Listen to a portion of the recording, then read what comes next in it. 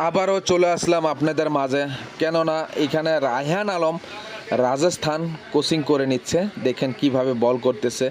তো বিশেষ করে খুবই দুঃখজনক কথা, অল ইন্ডিয়া প্রত্যেকটা জায়গাত ক্রিকেট ফুটবল প্রত্যেকটা খেলারে কোচিং সেন্টার আছে, কিন্তু দুর্ভাগ্যজনক কথা যে আমাদের এই দক্ষিণ শালমারা মানগাজরত কোনো একটা খেলাধুলার কোচিং সেন্টার নেই।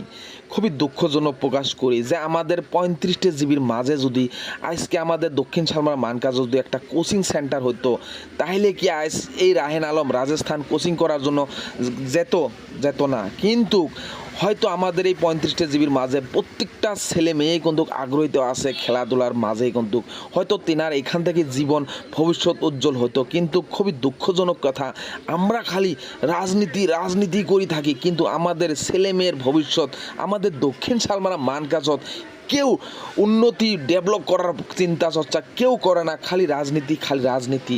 তো আল্লাহ ভগবান জানি না কখন এই আমাদের দক্ষিণ শালমারা মানকাজরত ভালো একটা মিনি স্টেডিয়াম হবো বা কোচিং সেন্টার হবো, এই আশায় থাকবো। তো প্লিজ ভিডিওটা শেয়ার করে দেন এবং কমেন্ট করুন ভিডিওটা কীরকম লাগলো।